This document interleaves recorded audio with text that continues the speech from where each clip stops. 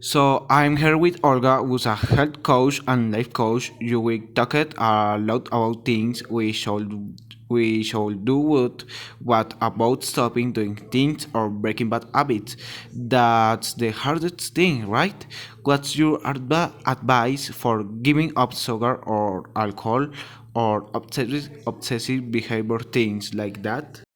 Well, actually, I'm not suggesting that people fight with themselves and they avoid or break anything because that would constitute violence against yourself. I am a student of Marshall Rosenberg who developed a non-violent communication system. Instead of taking away the bad, you add something good. You feel exciting, fun with habits that will naturally sustain. Okay, so for example, let's say you watch too much TV or you're addicted to your smartphone, you would try to maybe play outside or do something like that. Where you can develop a lot of new habits and see what works for you. One of the things that I discovered for myself is that willpower is a very finite resource. We don't have infinite amounts of willpower, so we need to use it very strongly one short distance. It's not for marathons. What I suggest when you're establishing a new habit that you feel that is the right habit for you, you need to use a little bit of willpower to repeat it enough times. Usually magic number is 21 days.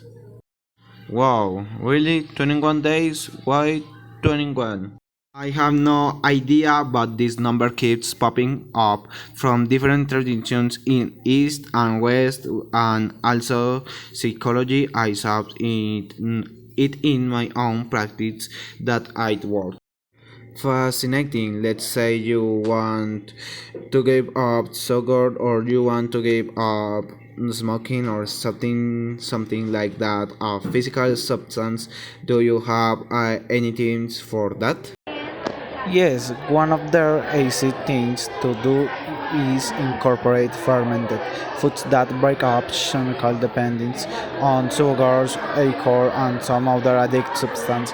When I work with people who are recovering from any kind of addictions, they don't have to be substance addiction. Ferment foods help a lot. Okay, can you give some examples of ferment foods? Absolutely. If you just chop up any kind of vegetable, let's say it's cabbage and carrot, so you could eat up your massage it with salt and some spice until the juice comes out. Your press it down so all the vegetables are covered with its own juice. The 3 days later, you have perfect ferment sauce.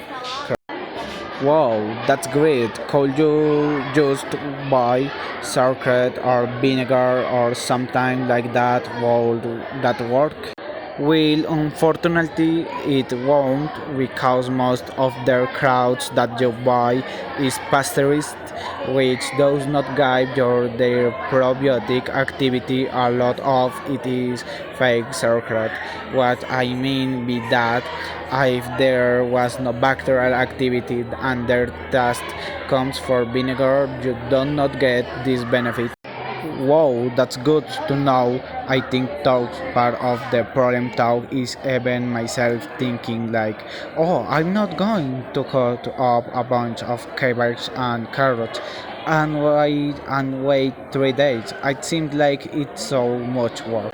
Well, unfortunately, it won't because most of their crowds that you buy is pasteurized, which does not give your their probiotic activity. A lot of it is fake sauerkraut. What I mean by that, if there was no bacterial activity and their taste comes for vinegar, you do not get this benefit. Oh, that's a good idea. Okay, well, thanks a lot. That was some really good advice. Very welcome. Thanks.